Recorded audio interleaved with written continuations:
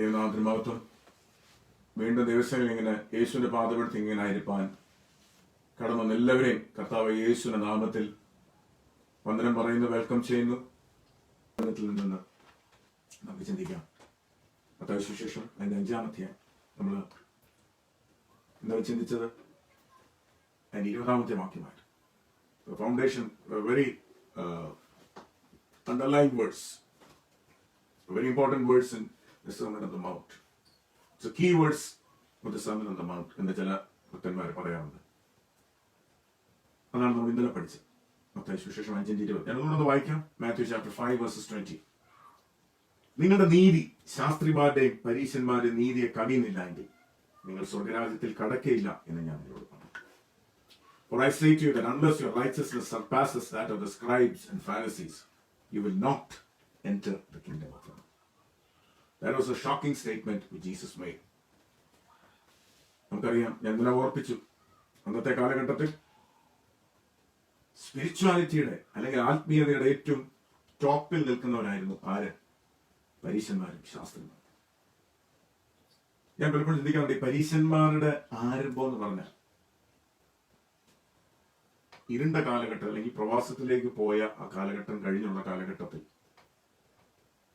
Correct ആ സമയം ഓർക്കുന്നില്ല,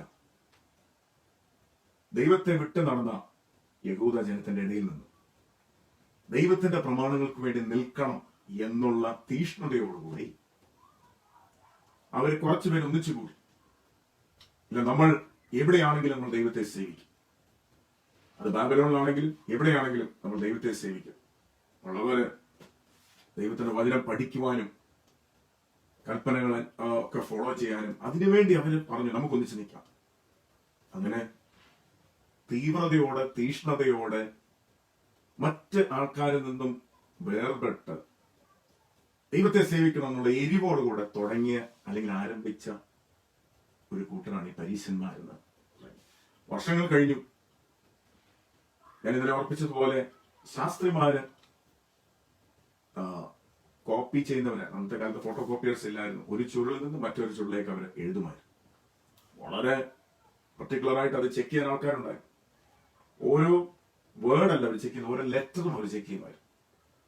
എന്നിട്ട് അതിന്റെ ഒടുവിൽ വേർഡ് കൗണ്ട്, ലെറ്റർ കൗണ്ട് അവർ എണ്ണും.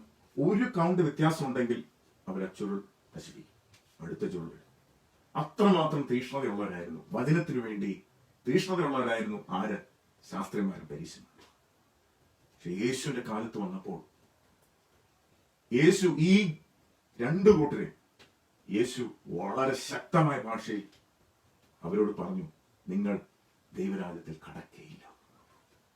ഈ മത്തായി സുവിശേഷം 23-ാമത്തെ അധ്യായത്തിൽ പറഞ്ഞു, you will by no means enter into the kingdom of God. ആമേൻ. അവരുടെ ആരംഭം എങ്ങനെയായിരുന്നു? വളരെ തീഷ്ണതയോടുകൂടി ആരംഭിച്ചത്. നല്ല അനുഭവമായിരുന്നു, നല്ല ഉദ്ദേശത്തോടെ ആരംഭിച്ചായിരുന്നു. പക്ഷെങ്കിൽ കുറെ വർഷങ്ങൾ കഴിഞ്ഞപ്പോൾ, കുറെ തലമുറകൾ കഴിഞ്ഞപ്പോൾ അവർ ആ നിയമത്തെ കയറി അങ്ങ് പിടിച്ചു. നിയമം പാലിക്കുക, എന്നിട്ട് മറ്റുള്ളവരെ താഴ്ന്നവരായി കണ്ടു. മറ്റുള്ളവരെ വളരെ പുച്ഛത്തോടു കൂടെ അവർ നോക്കി. നമുക്കറിയാം, ഒരു പരീശനും ചുങ്കക്കാരനും പ്രാർത്ഥിക്കാൻ പോയി. അവന്റെ പ്രാർത്ഥന നിങ്ങൾ ശ്രദ്ധിച്ചിട്ടില്ലേ? അവൻ പ്രാർത്ഥിക്കുകയാണ്, കർത്താവേ, ഞാൻ ബോധിക്കുന്നു, ഞാൻ പാവപ്പെട്ടവരെ സഹായിക്കുന്നു, ഞാൻ ദശാംശം കൊടുക്കുന്നു, പ്രകാരം കൊടുക്കുന്നു, നേരത്തേക്ക് ഇവരെ പോലെ അല്ലായിക്കാൻ ഞാൻ ദൈവത്തെ വാഴ്ത്തുന്നു. ഒത്തുമി ആ ലെവലിൽ അവര് ആത്മീയതയിൽ അവർ അഹങ്കരിച്ചു. എന്നാൽ ആ പാപിയായ മനുഷ്യൻ നെഞ്ചടിച്ച് കരഞ്ഞു, പാപിയായനോട് കരുണ തോന്നണമേ. ഈ വചനമെല്ലാം അറിയാവുന്ന, ദശാംശം കൊടുക്കുന്ന, പ്രാർത്ഥിക്കുന്ന, ഉപവസിക്കുന്ന ഈ പരീശന്റെ പ്രാർത്ഥനയെക്കാളും സ്വർഗം കേട്ടതും നീതീകരിച്ചതും ആരെയാണെന്ന് അറിയാമോ? പാപിയായനോട് കരുണ തോന്നണമേ എന്ന് നെഞ്ചത്തടിച്ച് കരഞ്ഞ ആ ചുങ്കക്കാരന്റെ പ്രാർത്ഥനയാണ്. ഞാൻ ഇത്രയും പറയാൻ കാരണം എന്ന് ചോദിച്ചാൽ, നമ്മൾ പലപ്പോഴും നമ്മൾ കുറെ വർഷങ്ങൾ കഴിയുമ്പോൾ നമ്മൾ ചിന്തിക്കും നമ്മൾ വലിയ ആത്മീയരാണ്. നമ്മൾ ചിന്തിക്കും നമുക്കെല്ലാം അറിയാമെന്ന് ചിന്തിക്കും. നമ്മൾ നിയമങ്ങളിലേക്ക് അങ്ങ് കൂടുതലങ്ങ് മാസ്റ്റർ ചെയ്യാനായിട്ട് നോക്കും. നമ്മൾ മറ്റുള്ളവരെ പരിഹസിക്കും, നമ്മൾ മറ്റുള്ളവരെ ലോ ആയിട്ട് നോക്കും. ഞാനിത് വാൺ ചെയ്തത്, ഇത് പറയാനുള്ള കാരണം ഇതാണ്. നമുക്ക് ഈ പരീശന്മാരുടെ കൂടെ അവസ്ഥ വരാൻ പാടില്ല. സങ്കടകരമെന്ന് പറയട്ടെ, ഇത്രയും വചനമറിയാവുന്നവർ, ഇത്രയും പ്രാർത്ഥിക്കുന്നവർ, ഇത്രയും ഉപവസിക്കുന്നവർ, ഇത്രയും ദാനധർമ്മം ചെയ്യുന്നവർ ദാനം ചെയ്യും, അതിന് മുമ്പിൽ കാഹളം ഉദിക്കും, പ്രാർത്ഥിക്കും, പബ്ലിക്കിൽ നിന്ന് പ്രാർത്ഥിക്കും. ഇത്രയും പ്രാർത്ഥിക്കുന്ന ഈ ആൾക്കാര് യേശു വന്നപ്പോൾ യേശുവിനെ തിരിച്ചറിഞ്ഞില്ല.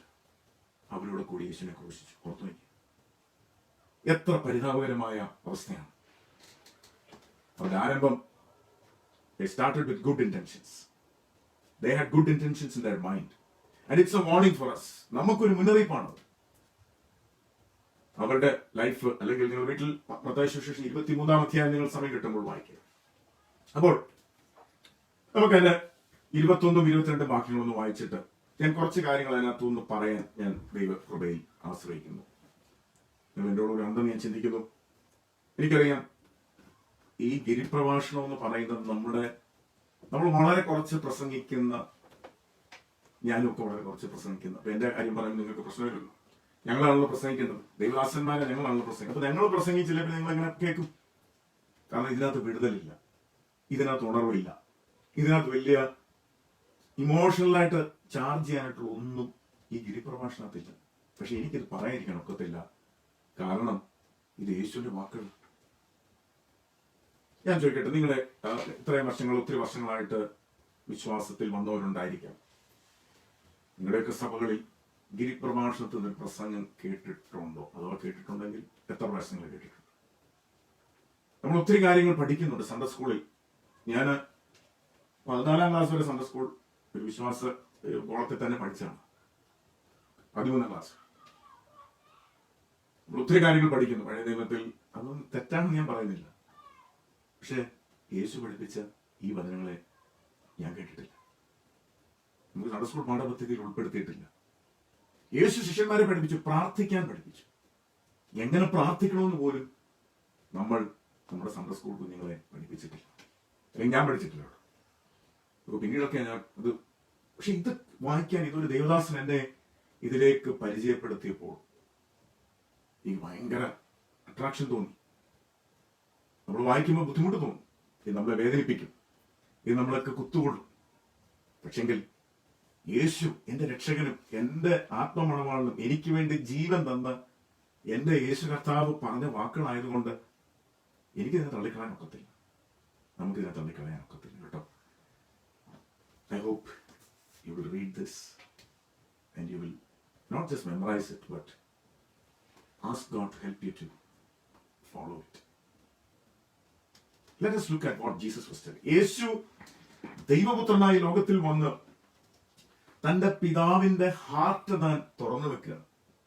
എന്നിട്ട് ഈ പരീക്ഷന്മാരോടും ശാസ്ത്രിമാരോടും പറയുന്ന കാര്യങ്ങൾ ഇന്ന് രാത്രികാലം നമുക്ക് അതിന്റെ 21-ഉം 22-ഉം വാക്യങ്ങൾ നമുക്ക് വായിക്കാം. Verse 21 and 22.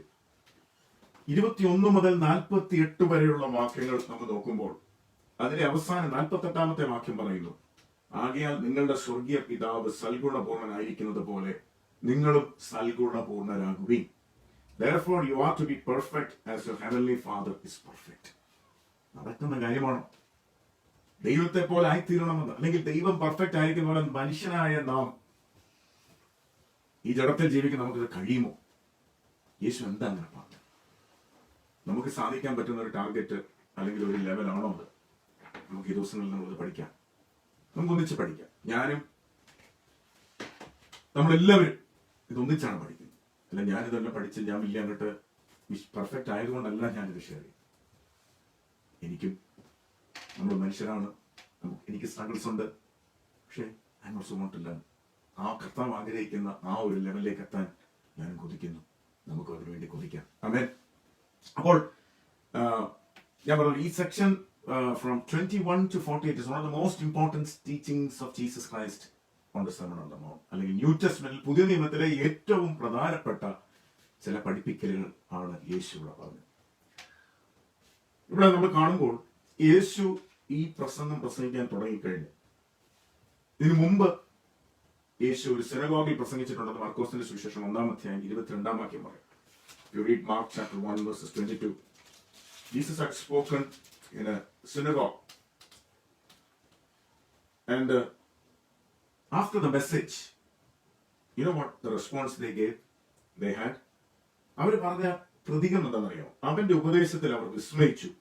അവൻ ശാസ്ത്രിമാരെ പോലെയല്ല, അധികാരമുള്ളവനായിട്ട് അത്ര ഉപദേശിച്ചു. ഈ സ്പോക്ക് വിത്ത് അതോറിറ്റി. ഇവിടെ ഈ 3 അധ്യായങ്ങളുടെ അവസാനം കാണുന്നതും അത് തന്നെയാണ്. അവരുടെ ശാസ്ത്രിമാരെ പോലെ അല്ല, അധികാരമുള്ളവനായിട്ട് അത്രേ അവൻ അവരോട് ഉപദേശിച്ചത്. അവൻ ഈ ശാസ്ത്രിമാരും പരീശന്മാരും യഹൂദന്മാര് എല്ലാവരും, ഇവർക്ക് ഇവിടെ ന്യായപ്രമാണം എന്ന് പറഞ്ഞാൽ നമുക്ക് ഭയങ്കര ഇമ്പോർട്ടന്റ്. ഇവർ ആ ചുരുളുകൾ പോലും തൊടുന്നതും പിടിക്കുന്നതും ഒക്കെ വളരെ ഭവ്യതയോടെയാണ്. ഇന്നും ഒരിക്കലൊരു ദേവദാസൻ എന്നോട് പറഞ്ഞു, അമേരിക്കയിൽ നിന്ന് താൻ യാത്ര തിരിച്ചു വരുമ്പോൾ ആ ഫ്ലൈറ്റിൽ ഒത്തിരി യഹൂദന്മാരുണ്ട്, അതിൽ റബിമാരുണ്ടായിരുന്നായിരിക്കും. അപ്പോൾ ഇടയ്ക്കിടയ്ക്ക് എഴുന്നേൽക്കുന്നതാണ്, അവരെന്തോ വായിച്ചുകൊണ്ടിരിക്കുക, സീറ്റിൽ നിന്ന് എഴുന്നേൽക്കും, വായിക്കുന്ന പറഞ്ഞാൽ എന്തോ ഇടയ്ക്ക് ഇങ്ങനെ എഴുന്നേൽക്കും, എന്നിട്ടിരിക്കും. യഹോവ എന്ന പദം വരുന്നിടത്ത് അവർ എഴുന്നേറ്റിരിക്കും. ഒത്ത റെസ്പെക്റ്റ് ദൈവത്തോട്, ദൈവവചനത്തോട്. സിനഗോഗിൽ ചുരുളുകൾക്കകത്ത് ഒരു വലിയ പെട്ടിക്കകത്താണ് ഈ ചുരുളുകൾ ഇങ്ങനെ സൂക്ഷിച്ചിരുന്നത്. ശബത്തിൽ സിനഗോഗിൽ ഇതെടുത്ത് വായിക്കും. വായിക്കുന്നതിന് മുമ്പ് ഈ ചുരുളുകളുമായിട്ട് അവരിങ്ങനെ ജനത്തിന് ചുറ്റും നടക്കുമെന്നാണ് ഞാൻ അവരെടുത്ത് വായിച്ചത്. To show the respect to the law, to the word of God. ഇപ്പോൾ ഞാനിത് പറഞ്ഞതെന്ന് ചോദിച്ചാൽ ഇതാണ് ബാക്ക്ഗ്രൗണ്ട്. ഈ ബാക്ക്ഗ്രൗണ്ടിന്റെ നടുവിലാണ് യേശു വന്നിട്ട് ഇവര് പറയുന്ന പല കാര്യങ്ങളും യേശു പറയുന്നുണ്ട്. ഇങ്ങനെ ഞാൻ ഉദാഹരണത്തെ പറയാം. 5-ാം അധ്യായത്തിലേക്ക് നമുക്ക് കടന്നു വരാം. യേശു പറയുന്നു, പൂർവന്മാരോട് അരുളി ചെയ്തിട്ടുണ്ടല്ലോ, 21, കൊല ചെയ്യരുത് എന്ന് ആരെങ്കിലും കൊല ചെയ്താൽ ന്യായവിധിക്ക് യോഗ്യനാകുമെന്ന് പൂർവന്മാരോട് അരുളി ചെയ്തിട്ടുണ്ടല്ലോ. ഞാനോ നിങ്ങളോട് പറയും, but I say to you, in verse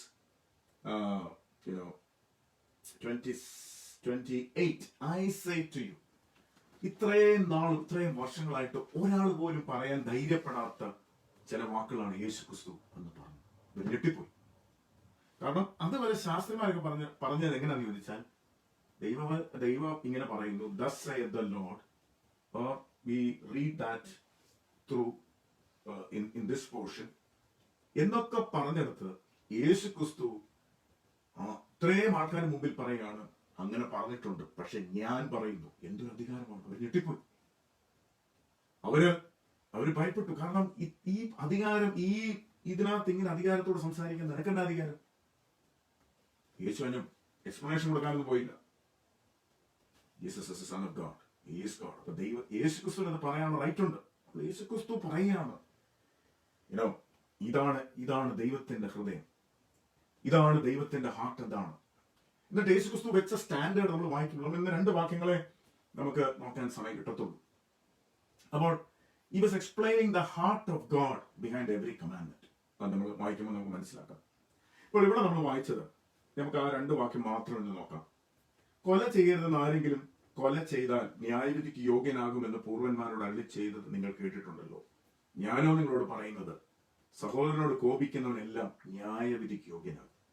സഹോദരനോട് നിസ്സാര എന്ന് പറഞ്ഞാലോ ന്യായവിധി സഭയുടെ മുമ്പിൽ നിൽക്കേണ്ടി വരും. മൂഢ എന്ന് പറഞ്ഞാലോ അഗ്നി നരകത്തിന് യോഗ്യനാകും. ഞാൻ ഇംഗ്ലീഷ് ഒന്ന് വായിക്കാം. You have heard that the ancients were told, you shall not commit murder, and whoever commits murder shall be liable to the court. But I say to you that everyone who is angry with his brother shall be guilty before the court. And whoever says to his brother, you are good for nothing, shall be guilty before the Supreme Court. And whoever says, you fool, shall be guilty enough to go into the fiery hell. ഇതാണ് കർത്താവ്. അപ്പം ദൈവം പറയാണ്, യേശുക്രിസ്തു പറയാണ്, കൊല ചെയ്യുന്ന വ്യക്തിയും സഹോദരനോട് കോപിച്ച് അവന് കോപിച്ച് തുടങ്ങിയിട്ട് മൂടാന്ന് വിളിച്ചിട്ട് അല്ലെങ്കിൽ നിന്നെ കൊണ്ടൊരു പ്രയോജനമില്ല എന്ന് പറഞ്ഞിട്ട്, കഴിവില്ലാത്തവനെന്ന് പറഞ്ഞിട്ട് അവനെ മൂടാന്ന് വിളിക്കുന്ന ആ വ്യക്തി എവിടെ ചെല്ലുമെന്നാണ് പറഞ്ഞത്? അഗ്നി നരകത്തിൽ ചെല്ലും. കൊല ചെയ്യുന്ന വ്യക്തിയെ, കോപിക്കുന്ന വ്യക്തിയെ ഒരേ ലെവലിൽ ആണ് സ്വർഗം കാണുന്നത്, അല്ലെങ്കിൽ ദൈവം കാണുന്നത്. ഞാൻ തന്നെ ഒന്ന് എക്സ്പ്ലെയിൻ ചെയ്യുമ്പോൾ നമുക്ക് മനസ്സിലായി. ഇത് ടോട്ടലി ന്യൂ. നമ്മൾ താഴോട്ട് വായിക്കാൻ നമുക്ക് അത്ഭുതപ്പെട്ടു പോകും. ഇങ്ങനെ ആർക്ക് ജീവിക്കാൻ പറ്റും? അല്ലെ? It is something which men have not yet fully grasped even now. It's difficult, isn't it? അല്ലെ? Maybe we have not murdered anyone, but we have kept anchor. അല്ലെ, നമ്മൾ പറഞ്ഞിട്ടുണ്ട് അവനെ രണ്ട് അടി കൊടുക്കാൻ ആഗ്രഹമുണ്ട്, നമ്മൾ അടിക്കുന്നില്ല. അവനെ ചത്താൻ മതിയാനൊക്കെ നമ്മൾ ദേഷ്യം കൊണ്ട് പറഞ്ഞിട്ടുണ്ടായിരിക്കും. നമ്മളിതൊന്നും ചെയ്യുന്നില്ല, നമ്മൾ വീട്ടിൽ ഇരുന്നുണ്ടാ പറഞ്ഞു. ഇതെവിടെ നിന്നുണ്ടാ പറഞ്ഞു? ഉള്ളിലാ പറഞ്ഞു. യേശു പറയുകയാണ്, a man is not judged only by his deeds, but is judged even more by the desires which never emerged in his deeds. ഞാൻ ഒന്നുകൂടെ എക്സ്പ്ലെയിൻ ചെയ്യാം. യേശു കർത്താവ് പറഞ്ഞതാണ്, ഫിസിക്കലി നമ്മൾ ഒരാളെ കൊല്ലുന്നില്ല, പക്ഷെങ്കിൽ സ്വർഗം നമ്മളെ ജഡ്ജ് ചെയ്യും, നമ്മളെ വിധിക്കുന്നത് എങ്ങനെയാണ്? നമ്മൾ ഒരു പ്രവൃത്തി ചെയ്തിട്ടില്ല, എന്നാലും നമ്മുടെ ഉള്ളിൽ അതിനൊരു ആഗ്രഹമുണ്ടെങ്കിൽ, കൊല്ലുന്ന വാശി ഉണ്ടെങ്കിൽ, അത് രണ്ടും ഒരേ തട്ടിലാണ് ദൈവം എന്നാണ് യേശു കർത്താവ് പറയുന്നത്. അവർ രണ്ടുപേരും ഒരേപോലെ ദൈവം ന്യായം വിധിക്കും. ഇപ്പം നമ്മുടെ ലോകത്തിന്റെ സ്റ്റാൻഡേർഡ് അനുസരിച്ച് നമുക്ക് നല്ലതായിട്ട് ജീവിക്കുന്നു, എല്ലാവരും ലോ അനുസരിച്ച്, നമ്മൾ ഈ ലോകത്തിന്റെ ഒരു നിയമമുണ്ട്, അതനുസരിച്ച് നമ്മൾ പോകുമ്പോൾ കുഴപ്പമില്ല, നല്ലൊരു മനുഷ്യനാണെന്ന് പറയും. ലോകത്തിൽ ഒരു ജഡ്ജിയും പറയത്തില്ല നീ അവനോട് പകയുള്ളതുകൊണ്ട് നിന്നെ ശിക്ഷിക്കുമെന്ന് ഒരു ജഡ്ജി ഇതുവരെ പറയത്തില്ല. ഫിസിക്കലായിട്ട് ഒരാളെ കൊല്ലുന്നതിന് ഈ രാജ്യത്ത് ശിക്ഷയുണ്ട്, എല്ലാ രാജ്യങ്ങൾക്കും ശിക്ഷയുണ്ട്, അല്ലെ? പക്ഷെ ഒരിക്കലും ഒരു ജഡ്ജി പറയത്തില്ല world will not judge anybody by their thoughts, അല്ലെ? only by their actions. പക്ഷെങ്കിൽ യേശുവിന്റെ സ്റ്റാൻഡേർഡ്, ദൈവത്തിന്റെ സ്റ്റാൻഡേർഡ് എന്ന് പറഞ്ഞാൽ a man is a good man not only he should be not only good in his actions but in his thoughts. Jesus is intensely concerned about a man's thoughts. Jesus way is the only way to safety and security. നിങ്ങൾ ചിലപ്പോൾ അതിന് agree ചെയ്യുന്നില്ല, you may disagree, but just think, you carry a hatred to a person and you want to kill him, but you're afraid of the law, and you're carrying this hatred continuously in your heart. Your life will be in such a mess. നമുക്ക് ഒരാളുടെ ദേഷ്യമുണ്ട്, നമുക്ക് അവനെ കൊല്ലണമെന്ന് ആഗ്രഹമുണ്ട്, പക്ഷെ നമ്മുടെ status അനുസരിച്ചും ജയിലിൽ പോകുന്ന പേടിയുണ്ടും നിയമത്തിന്റെ ഇതുകൊണ്ടും നമ്മൾ ചെയ്യുന്നില്ല. പക്ഷെ നമ്മൾ ഓരോ പ്രാവശ്യം ഈ വ്യക്തിയെ പറ്റി ചിന്തിക്കുമ്പോൾ, രാവിലെ എഴുന്നേൽക്കുമ്പോൾ, അല്ലെങ്കിൽ ഈ വ്യക്തിയുടെ കാർ മുമ്പിൽ കൂടെ പോകുമ്പോൾ, നമ്മൾ അല്ലെങ്കിൽ ഈ വ്യക്തിയെ പറ്റി ചിന്തിക്കുമ്പോഴൊക്കെ നമ്മുടെ മനസ്സിൽ ഇങ്ങനെ കത്തി കയറുക. വർഷങ്ങൾ വർഷങ്ങൾ വർഷങ്ങൾ അവർ പണ്ട് പറഞ്ഞ കാര്യങ്ങൾ, അവർ പണ്ട് ചെയ്ത കാര്യങ്ങൾ, നമ്മളെ പറ്റി മോശമായിട്ട് പറഞ്ഞ കാര്യങ്ങൾ, ഇതെല്ലാം നമ്മുടെ ഉള്ളിൽ ഇങ്ങനെ തിളച്ചു മറിയാന്നിരിക്കട്ടെ. നിങ്ങൾ ചിന്തിക്കാം, അവന്റെ അങ്ങനെയുള്ള ഒരാളുടെ ലൈഫ് എന്തോ. അപ്പൊ യേശു പറഞ്ഞ സത്യമല്ലേ? നമ്മുടെ അംഗമല്ലേ ആകേണ്ടത് ആദ്യം? ഞാൻ പറയുന്നത് നിങ്ങൾക്ക് മനസ്സിലാവുന്നത് ഞാൻ ചിന്തിക്കുന്നു. I hope you are able to follow. വളരെ സ്ലോ ആയിട്ട് നമ്മൾ ചിന്തിക്കേണ്ട ഒരു കാര്യമായതുകൊണ്ട് ഞാൻ സ്ലോ ആയിട്ട് എടുക്കുന്നത്. നമുക്കറിയാം, നമ്മുടെ ഉള്ളിൽ തന്നെ people say that we have A split personality. അത് പല സൈക്കോളജിസ്റ്റൊക്കെ പറഞ്ഞു, നമുക്കൊരു സ്പ്ലിറ്റ് പേഴ്സണാലിറ്റി ഉണ്ട്. അത് ആത്മീയമായിട്ട് പറഞ്ഞു കഴിഞ്ഞാൽ, ഒരു ആത്മീയനെ സംബന്ധിച്ചിടത്തോളം പ്ലേറ്റോ എന്ന് പറഞ്ഞ ആൾ പറഞ്ഞേക്കുന്നത്, പിന്നെ നമുക്ക് എന്തോ നല്ലതായിട്ട് ജീവിക്കണമെന്ന് ആഗ്രഹിക്കുന്ന ഒരു ഭാഗമുണ്ട്, പിന്നെ അതുപോലെ മോശമായിട്ട് പോകേണ്ട ആഗ്രഹിക്കുന്ന ഒരു ഭാഗമുണ്ട്. റീസൺ വേഴ്സസ് പാഷൻ, അങ്ങനെ പ്ലേറ്റോ പറഞ്ഞേക്കുന്നത്. പക്ഷെ ബൈബിൾ എന്ന് പറയുന്നു, ബൈബിൾ ഇങ്ങനെ പറയുന്നു, പുറമേയുള്ള മനുഷ്യൻ, അകമേയുള്ള മനുഷ്യൻ, അല്ലെ? ഔട്ടർ മാൻ, ഇന്നർ മാൻ.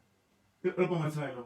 പുറമേയുള്ള മനുഷ്യൻ ജഡമനുഷ്യൻ, അകമേയുള്ള മനുഷ്യൻ ആത്മാവ്, അല്ലെ? സ്പിരിച്വൽ മാൻ. അപ്പോൾ നിങ്ങൾക്ക് മനസ്സിലാക്കാണല്ലോ. അപ്പോൾ ഈ രണ്ട് പേഴ്സണാലിറ്റികൾ, അല്ലെങ്കിൽ രണ്ട് മനുഷ്യർ തമ്മിൽ നമ്മുടെ ഉള്ളിൽ തന്നെയുണ്ട്. അവർ തമ്മിൽ ഭയങ്കര ടെൻഷനാണ്, ഭയങ്കര ഫൈറ്റിംഗ് ആണ്. Jesus said the only way is to have that spiritual man stronger. നമ്മുടെ ജഡത്തിന്റെ ചിന്തകളെ, ഹൃദയത്തിനകത്ത് കിടക്കുന്ന ഇതിനെ ഇറാഡിക്കേറ്റ് ചെയ്യുക, എന്നാൽ മാത്രമേ ജീവിതത്തിൽ സ്വസ്ഥത ഉണ്ടാകത്തുള്ളൂ. ഓക്കെ, അതാണ് ഒന്നാമത്തെ കാര്യം. രണ്ടാമത്തെ കാര്യം, എന്നെ ചിന്തിപ്പിച്ചൊരു കാര്യമുണ്ട്. ദൈവത്തിന് മാത്രമേ ഒരു മനുഷ്യനെ വിധിക്കാൻ പറ്റുള്ളൂ. കാരണം നമ്മൾ മനുഷ്യന്റെ പുറമേ ഉള്ളതാണ് നമ്മൾ കാണുന്നത്. But only God can judge man. Why? Because God sees both outside and the inside. ഒന്ന് രണ്ട് വാക്യങ്ങൾ ഞാനൊന്ന് വായിക്കട്ടെ. Bible very clearly says that. 1 കൊരിന്ത്യർ 4-5 വാക്യം. ദൈവത്തിന് മാത്രം, നമ്മൾ പലപ്പോഴും കാര്യങ്ങൾ അറിയാതെ നമ്മൾ വിധിക്കുന്നവരാണ്. We judge people a lot without knowing what is inside, അല്ലെ? പക്ഷെ കർത്താവിന് മാത്രമേ ജഡ്ജ്മെന്റ് ചെയ്യാൻ പറ്റത്തുള്ളൂ എന്ന് ബൈബിൾ പറയും. ഞാനൊന്ന് വായിക്കട്ടെ. 1 Corinthians chapter 4 verses 5. രണ്ടു മൂന്ന് വാക്യം ഞാനൊന്ന് അതോടുള്ള ബന്ധത്തിൽ ഒന്ന് വായിച്ചാൽ നമുക്ക് അനുഗ്രഹമായിരിക്കും ചിന്തിക്കുന്നു. 1 Corinthians 1:4-5. ആകയാൽ കർത്താവ് വരുവോളം സമയത്തിന് മുമ്പേ ഒന്നും വിധിക്കരുത്. അവൻ ഇരുട്ടിൽ മറഞ്ഞിരിക്കുന്നത് വെളിച്ചത്താക്കി ഹൃദയങ്ങളുടെ ആലോചന വെളിപ്പെടുത്തും. അന്ന് ഓരോരുത്തരും ദൈവത്തിൽ നിന്ന് പുകഴ്ച ലഭിക്കും. Therefore, ഇംഗ്ലീഷ് ഇച്ചിരി ക്ലിയർ ആണ്, ശ്രദ്ധിക്കണം. Therefore, do not go on passing judgment before the time, but wait until the Lord comes, who will both bring to light the things hidden in darkness and disclose the motive of men's hearts. And then each man's praise will come to him from God. വളരെ പ്രധാനപ്പെട്ട ഒരു വേഴ്സാണ്. ആമേൻ. ഹൃദയങ്ങളുടെ ആലോചനകളെ വെളിപ്പെടുത്തുമ്പോൾ ഇരുട്ടിൽ കിടക്കുന്ന വെളിച്ചത്ത് വരുന്ന ഒരു ദിവസമാണ്. നമ്മള് സമയത്തിന് മുമ്പേ വിധിക്കുക. കർത്താവ് വരുന്നവരെ വെയിറ്റ് ചെയ്യും. നമ്മൾ പ്രൂവ് ചെയ്യാൻ പോകുന്നു വേണം. എല്ലാത്തിനും നമ്മൾ ഉത്തരം പറഞ്ഞ് തെളിയിക്കാനൊന്നും പോകുന്നു. മൗനമായിരിക്കുക. കർത്താവ് വരുമ്പോൾ ഇരുട്ടത്ത് പറഞ്ഞതും രഹസ്യമായി ചെയ്തതും പുറത്തു വരും. അന്ന് ഓരോരുത്തന് പ്രശംസ കിട്ടും. ഇവിടെ എന്ത് ചെയ്തേനാ? ഹൃദയത്തിനകത്ത് കിടക്കുന്നതിന് പ്രശംസ കിട്ടുമെന്നാണ് പറഞ്ഞത്. ആമേൻ. ഞാനൊരു വാക്യം കൂടെ വായിക്കട്ടെ. Romans chapter 14 verses 10. Romans chapter 14 14:10. എന്നാൽ നീ സഹോദരനെ വിധിക്കുന്ന എന്ത്? അല്ല, നീ സഹോദരനെ ധിക്കരിക്കുന്ന എന്ത്? നാം എല്ലാവരും ദൈവത്തിന്റെ ന്യായാസനത്തിന് മുമ്പാകെ നിൽക്കേണ്ടി വരും. But you, why do you judge your brother? Or you again, why do you regard your brother with contempt? For we will all stand before the judgment seat of God. വിധിക്കുന്ന കാര്യം പറഞ്ഞിട്ടാണ് പിന്നെ പറയുന്നത് നമ്മളെല്ലാവരും. ഇത് ജാതികൾക്ക് എഴുതിയതല്ല, ദൈവത്തെ അറിയാത്തവർക്ക് എഴുതിയ ഒരു എഴുത്തല്ല, കൊരിന്ത്യർക്ക് എഴുതിയ ലേഖനമാണ്. നമ്മളെല്ലാവരും ക്രിസ്തുവിന്റെ ന്യായാസനത്തിന് മുമ്പിൽ നിൽക്കേണ്ടതാകുന്നു. റോമാലേഖനം 2:16 ഞാനൊന്ന് വായിച്ചിട്ട് ആ ഭാഗം ഞാൻ വിടട്ടെ. ദൈവം യേശു ക്രിസ്തു മുഖാന്തരം മനുഷ്യരുടെ രഹസ്യങ്ങളെ എന്റെ സുവിശേഷ പ്രകാരം ന്യായം വിധിക്കുന്ന നാളിൽ തന്നെ. On the day when according to my gospel God will judge the secrets of men through Jesus Christ. Amen. അതുകൊണ്ട് let us leave the judgment to God. Judge ചെയ്യുകയും വിധിക്കുകയും ചെയ്യാൻ നമുക്ക് ദൈവത്തെ വിട്ടുകൊടുത്തേക്കാം, അല്ലേ? നമ്മൾ ഒത്തിരി ക്വിക്കാണ് ആൾക്കാർ ജഡ്ജ് ചെയ്യാനായിട്ട്. നമ്മൾ ദൈവസന്നിധിയിൽ നിൽക്കുമ്പോൾ നമ്മൾ ചിന്തിച്ച കാര്യങ്ങളും എല്ലാം പുറത്തു വരും. അതനുസരിച്ച് നമുക്ക് പ്രശംസ ഉണ്ടാകുമെന്ന് നമ്മൾ വായിച്ചത്. ദൈവം ഇതെല്ലാം കൂടെ കാണിക്കുമെന്നൊക്കെ ചോദിക്കുന്ന ആൾക്കാരുണ്ട്. എനിക്കറിയത്തില്ല, പക്ഷെ ബൈബിൾ അങ്ങനെ പറയും. അതുകൊണ്ട് നമ്മൾ ഹൃദയം സൂക്ഷിക്കണമെന്ന് ദൈവജനം പറയും. നമ്മൾ ചിന്തിക്കുന്നത് ഇത് ഒറ്റ ദിവസം കൊണ്ട് നടക്കുന്ന കാര്യം ആണെന്ന് ഞാൻ പറയുന്നില്ല. സമയമെടുക്കും, പക്ഷെ നമുക്ക് ദൈവത്തോട് പ്രാർത്ഥിക്കണം. അവിടെ മുമ്പോട്ട് പോട്ടെ. ഈ പറയുന്നത് പോലെ ജീവിക്കുവാൻ നമുക്ക് നമ്മുടെ മാനുഷികമായ നിലയിൽ നമുക്ക് കഴിയത്തില്ല. Only when we can surrender our lives and say, Lord, it is no longer I, but Christ who lives in me. കർത്താവെ, എനിക്കിത് ചെയ്യാനുള്ള കഴിവില്ല, ക്രിസ്തു അത്ര എന്നിൽ ജീവിക്കുന്നത്. ആമേൻ. ഈ നമ്മൾ ഇങ്ങനെ കർത്താവ് ഈ പുതിയ നിയമം അല്ലെങ്കിൽ ഈ സെർമൺ ഓൺ ദ മൗണ്ട്, ഈ ഗിരിപ്രഭാഷണം പറയുമ്പോൾ കർത്താവ് പറയുന്നുണ്ട്, കർത്താവ് നമ്മുടെ ഹൃദയത്തെയാണ് നോക്കുന്നത്, കർത്താവ് നമ്മുടെ ചിന്തകളെയാണ് നോക്കുന്നത്. അപ്പം നമുക്ക് മനസ്സിലാക്കാനായിട്ട് സാധിക്കുന്നത് ഇത് നമ്മുടെ പ്രൈഡിനെ തകർക്കും. കാരണം നമ്മൾ എല്ലാവരെയും നല്ലവരാണെന്ന് പറയുന്നത് നമ്മൾ പുറമേയുള്ള കാര്യം നോക്കിയ, അല്ലെങ്കിൽ നമ്മൾ മോശക്കാരാന്ന് പറയുന്നതും നമ്മൾ പുറമേയുള്ള കാര്യം നോക്കിയ, നമ്മൾ ഒരാളുടെ അകം അറിയുന്നില്ല. അതുകൊണ്ട് നമ്മൾ ഓർക്കണം നമ്മുടെ ഉള്ളിൽ എന്തുമാത്രം തെറ്റുകളുണ്ട്. വേറൊരാളെ വിധിക്കുന്നതിന് മുമ്പ് നമ്മളിലേക്ക് നമ്മളെ തന്നെ നോക്കണം. നമ്മെ തന്നെ വിധിച്ചാൽ വിധിക്കപ്പെടുകയില്ല എന്നാണ് വചനം പറയുന്നത്. ഓക്കെ, അപ്പോൾ ഇവിടെ കർത്താവ് പറയുന്ന ഒരു കാര്യമുണ്ട്. Jesus is telling that there are two things. രണ്ട് കാര്യം ആണ് കർത്താവ് ഇവിടെ പറയുന്നത്. ഒന്ന്, there is the actual thing and there is the real thing. ദൈവത്തിന് ഇങ്ങനെ ഒരു വാക്യമുണ്ട്, കാണുന്നത് താൽക്കാലികം, കാണാത്തത് നിത്യം. So we see the actual. If somebody gets angry with me or if somebody, I see the actual. But God sees the real. Scribes saw the actual, but God saw the real. ഞാൻ ഒന്നുകൂടെ പറയാം. ശാസ്ത്രിമാരും പരീക്ഷന്മാരെയും അവരുടെ ജീവിതം നോക്കിക്കഴിഞ്ഞാൽ ആ actual പ്രാർത്ഥന ഉണ്ട്, ഉപവാസമുണ്ട്, ദാനധർമ്മമുണ്ട്, വചനമറിയാം, ഇതെല്ലാം കാണുന്നതാണ്. പക്ഷെ റിയൽ ആയിട്ടുള്ള കാര്യം ആര് കണ്ടു? യേശു കണ്ടു. When Jesus scanned them, he saw the real. So actual versus real. We see in the scribes, അല്ലെങ്കിൽ അന്നത്തെ ആൾക്കാർ കണ്ടത് ശാസ്ത്രിമാരുടെയും പരീക്ഷന്മാരുടെയും ആക്ച്വൽ ആയിട്ടുള്ള ലൈഫാണ് കണ്ടത്. എന്നാൽ റിയൽ ആയിട്ടുള്ളത് യേശു തുറന്നു കാണിച്ചു. മത്തായി 23 കാണാം, എന്തോ കട്ടിയായിട്ടുള്ള ഭാഷയിലാണ് യേശു അവരെ ശാസിക്കുന്നത്. We see the action which happens outside, but Jesus saw the unseen, the real in the heart. Amen. Murder starts with anger. A natural man cannot understand this. ഒരു സാധാരണപ്പെട്ട ഒരാൾക്ക് മനസ്സിലാക്കാനായിട്ട് പറ്റത്തില്ല. But a spiritual person can. ഒരു ആത്മീയനെ തിരിച്ചറിയാമെന്ന് വചനം പറയുന്നു. 1:2-14 ഞാൻ വായിക്കുന്നില്ല. So Jesus fused the actual and the real. കാണുന്നതിനെ കാണാത്തതിനെ തമ്മിൽ കർത്താവ് ഒന്നിച്ചുകൊണ്ട്. Man sees the actual and ignores the real. നമ്മൾ പറയും നമ്മൾ വലിയ ആത്മീയരാണ്, നമ്മൾ പാടുന്നുണ്ട്, പ്രാർത്ഥിക്കുന്നുണ്ട്, നമ്മൾ ആത്മാവിൽ ആരാധിക്കുന്നവരാണ്, ഇതെല്ലാം നമ്മൾ പറയും. But God sees how real you are. നമ്മൾ ആരാധിക്കുന്നതിന് പിമ്പിലെ മോട്ടീവ് എന്താണ്? നമ്മൾ ഉപവസിക്കുന്നതിന് പിമ്പിലെ മോട്ടീവ് എന്താണ്? നമ്മൾ പ്രാർത്ഥിക്കുന്നതിന്റെ പിമ്പിലെ മോട്ടീവ് എന്താണ്? അതിന്റെ ഇതൊക്കെ ചെയ്യുന്നതിന്റെ പിമ്പിലെ ഉദ്ദേശം എന്താണെന്ന് പോലും ആരറിയുന്നു? ദൈവം അറിയുന്നു. യേശു പറഞ്ഞു, പുറം നിങ്ങൾ കിണ്ടികണ്ണകളുടെ പുറം വെടിപ്പാക്കുന്ന, അകമോ അഴുക്കും നിറഞ്ഞിരിക്കുന്നു. പുറം മാത്രം വെടിപ്പാക്കിയാൽ പോരാ, പുറവും അകവും. എന്നാൽ മാത്രമേ 7 അവസാനത്തെ വാക്യത്തിലേക്ക് നമുക്ക് എത്താനായിട്ട് കഴിയത്തുള്ളൂ. ഏതാ? നിങ്ങളുടെ സ്വർഗീയ പിതാവ് സൽഗുണപൂർണരായിരിക്കുന്നത് പോലെ ആമേൻ നിങ്ങളും സൽഗുണപൂർണരാകുവിൻ. പഴയ നിയമത്തിൽ if you kill a person you are guilty of murder, but if you stab a person you are not. പക്ഷെ യേശു പറയുന്നു we can murder another person not even by stabbing him, not even by going close to him, but I can sit at home and I can murder a person by hatred in my heart. ഞാൻ വീട്ടിൽ ഇരുന്നുകൊണ്ട് ദൂരെ ഇരിക്കുന്ന ഒരാളെ പകച്ചുകൊണ്ട് എനിക്ക് ആ വ്യക്തിയെ എൻ്റെ ഉള്ളിൽ കൊല ചെയ്യാനായിട്ട് പറ്റും. Jesus is asking us to enter into the real world. Murderer and the angry man with murder in his heart is standing on the same platform in front of the heavenly God. Amen. What is the motivation? What is the intention? ഇവിടെ നമ്മൾ വായിച്ച വാക്യത്തിലേക്ക് നമുക്ക് മടങ്ങി വരാം. ഒരു മനുഷ്യൻ ഒരു സഹോദരനോട് കോപിക്കുക. കോപത്തിന് 2 വാക്കുകൾ ഗ്രീക്കിൽ പറഞ്ഞിട്ടുണ്ട്. ഒന്ന് തൂമോസ് എന്ന് പറഞ്ഞൊരു വാക്കാണ്. അത് കച്ചി ഇങ്ങനെ പെട്ടെന്ന് തീ കൊടുത്താൽ തീ ഇങ്ങനെ കത്തി ഷൂന്ന് പറഞ്ഞ് കത്തിയിട്ട് പെട്ടെന്ന് വീഴും.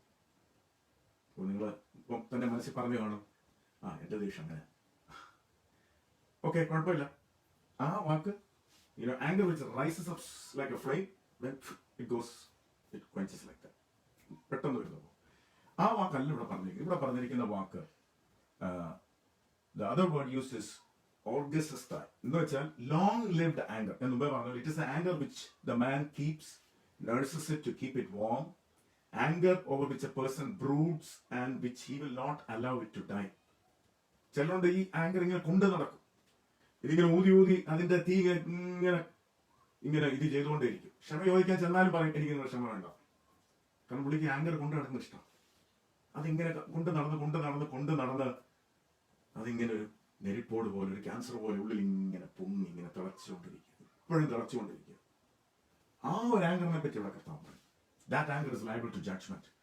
That anger is liable to take him to a court. അതാണ് കർത്താവ് പറയുന്നത്.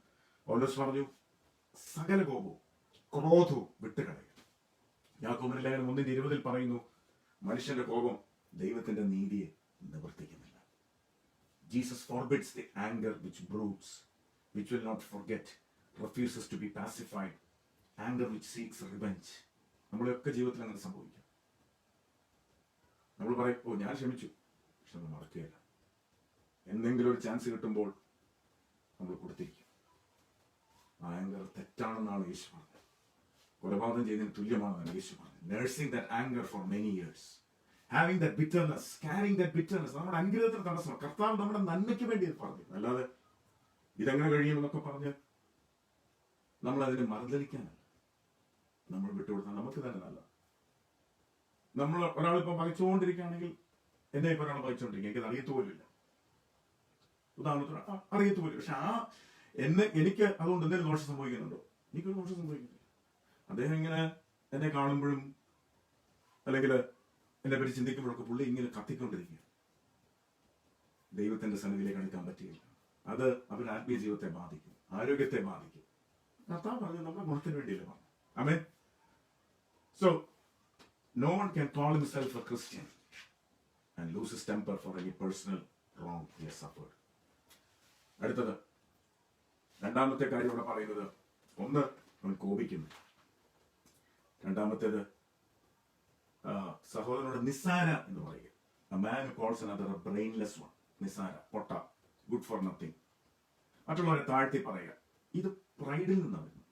യുനോ, നമുക്കറിയാം പെട്ടെന്ന് കാശുണ്ടാകുന്നവർ അവർ നാട്ടിലൊക്കെ ചെല്ലുമ്പോഴത്തേക്ക് മറ്റുള്ളവർ ഭയങ്കര പുച്ഛമാണ്. പഴയ ആൾക്കാരെയൊക്കെ പുച്ഛമാണ്, പ്രായമുള്ളവരെ പുച്ഛമാണ്, പാവപ്പെട്ടവരെ പുച്ഛമാണ്.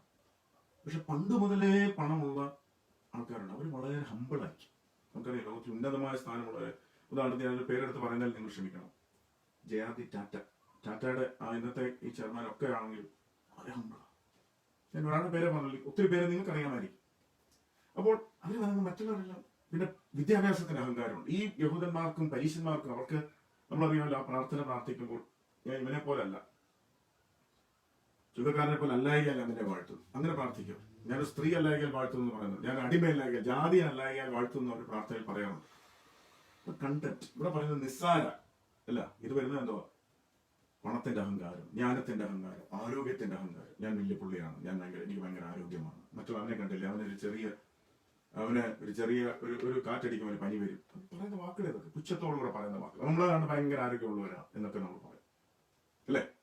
ഇതാണ് കർത്താവിനോട് പറയുന്നത്, നിസ്സാര എന്ന് പറയും. We should never look with contempt on any man for whom Christ died.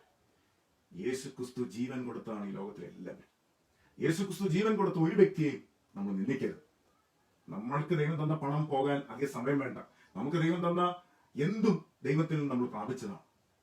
ഇപ്പൊ ഈ കൊറോണ വൈറസ് വന്നപ്പോൾ നമുക്ക് മനസ്സിലായി, പാവപ്പെട്ടവനും മണക്കാരനും എല്ലാം ഒരുപോലെ. കൊറോണ വൈറസിന് മുമ്പിൽ എല്ലാം ഒരുപോലെ. ഇതൊന്നും പോകാൻ അധികം സമയം വേണ്ട. അതുകൊണ്ട് നമ്മൾ ആരെ നിന്ദിക്കരുത്, പണത്തിന്റെ പേരിലോ ആരോഗ്യത്തിന്റെ പേരിലോ വിദ്യാഭ്യാസത്തിന്റെ പേരിലോ. Don't ever have contempt towards anyone. Be kind. അതാണ് ദൈവം നമ്മളെ പറ്റാൻ. ഓക്കെ, മൂന്നാമത്തെ, ഞാൻ വേഗത്തിൽ എന്റെ വാക്കിലോട് നിർത്താം. മൂന്നാമത്തേത് ഫോളോ എന്ന് വിളിക്കും. മോറോസ് എന്ന വാക്കാണ് അവിടെ ഉപയോഗിച്ചിരിക്കുന്നത്. അടുത്ത മൂന്നാമത്തോടെ പറയുന്നത്, മൂഢ എന്ന് പറഞ്ഞാലോ അഗ്നി നരകത്തിന് യോഗ്യനാണ്. നിസ്സാര എന്ന് പറയുന്നു, അത് കോപിക്കുന്നു, കോപം കഴിഞ്ഞ് പിന്നെ നിസ്സാര എന്ന് പറയുന്നു, അത് കഴിഞ്ഞ് മൂഢ എന്ന് പറയുന്നു. ആരാണ് ഈ മൂഢൻ? സങ്കീർത്തനക്കാരൻ പറയുന്നുണ്ട്, ദൈവം ഇല്ല എന്ന് മൂഢൻ തന്റെ ഹൃദയത്തിൽ പറയും. Here's a man is calling another fool. ആ വാക്ക് പരിശോധിച്ചാൽ അവന്റെ ക്യാരക്ടറെ പറയുന്ന ഒരു വാക്കാണ് ഉപയോഗിച്ചിരിക്കുന്നത്. ഒരു വ്യക്തി മോശമായിട്ട് ആണ് ജീവിക്കുന്നത് എന്ന് വേറൊരാൾ പറയുക, മൂഢ എന്ന് പറയുക. ഇവന് അപ്പൊ അവന്റെ ക്യാരക്ടർ അസാസിനേഷൻ ചെയ്യുന്ന ഒരു വാക്കായിട്ടാണ് ഞാൻ പഠിച്ചപ്പോൾ എനിക്ക് മനസ്സിലായത്.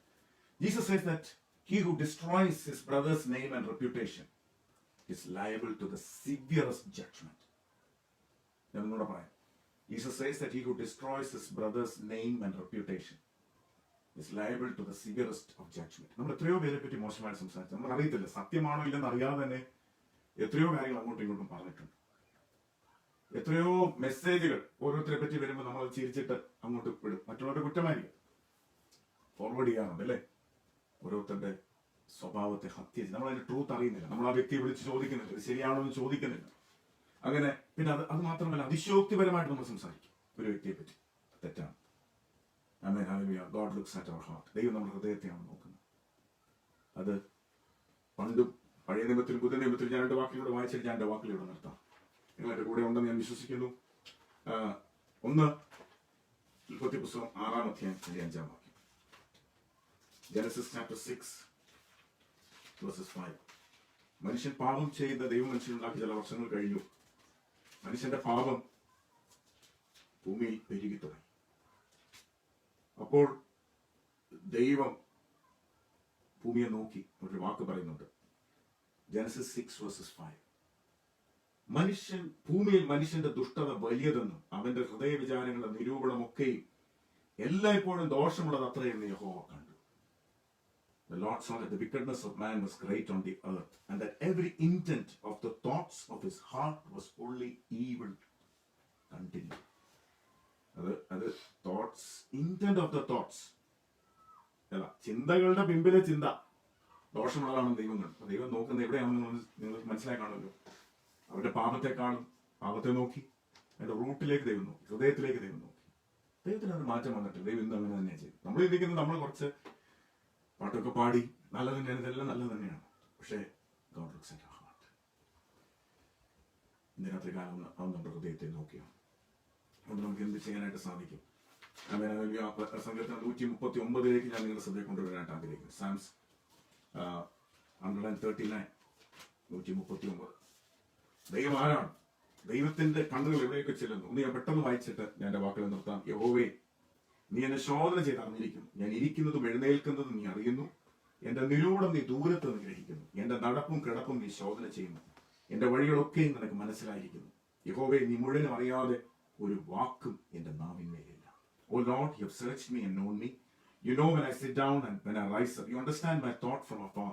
You scrutinize my path and my lying down, and are intimately acquainted with all my ways. Even before there is a word on my tongue, behold, O Lord, you know it all. ഇരുട്ട് പോലും നിനക്ക് മറവായിരിക്കില്ല. ഇതെല്ലാം ദൈവത്തിന് മുമ്പിൽ open ആണ്. Our heart is deceitful. Only when we surrender every day. I'm not telling that it's easy. Only when we surrender every day, our inward parts to God. നമ്മൾ അറിയാത്ത പാപങ്ങൾ, നമ്മൾ പോലും അറിയാതെ ചിന്തിച്ച ചിന്തകൾ, കർത്താവിനോട് ദാവീദ് പ്രാർത്ഥിച്ചതുപോലെ നമുക്ക് പ്രാർത്ഥിക്കാനായിട്ട് സാധിക്കും. ദൈവമേ, നിർമ്മലമായ ഹൃദയം നീ സൃഷ്ടിക്കണം. Create in me a clean heart, O God. ആമേൻ. 51 സങ്കീർത്തനത്തെ ആ വാക്യം കൂടെ വായിച്ചിട്ട് ഞാൻ എന്റെ വാക്കുകൾ ഇവിടെ നിർത്താം. So what should we do? എന്താണ് നമുക്ക് ചെയ്യാൻ പറ്റുക? ആദ്യം 6-ാം വാക്യം. അന്തർഭാഗത്തിലെ സത്യമല്ലോ നീ ഇച്ഛിക്കുന്നത്. Behold, you desire truth in the innermost being. Verse 10.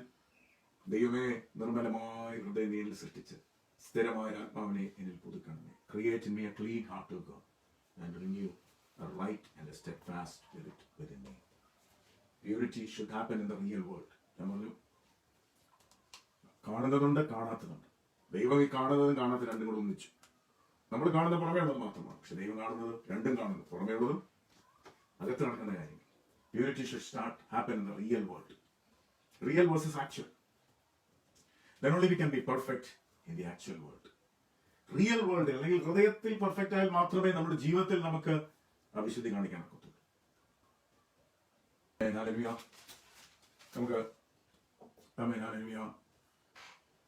നമുക്കൊരു പാട്ടിന്റെ ഒരു അടികളിലൂടെ പാടി നമുക്ക് ദൈവത്തെ നമുക്ക് ആരാധിക്കാം. എൻ യേശുവൻ സംഗീതം എൻ ബലമാകുന്നത്.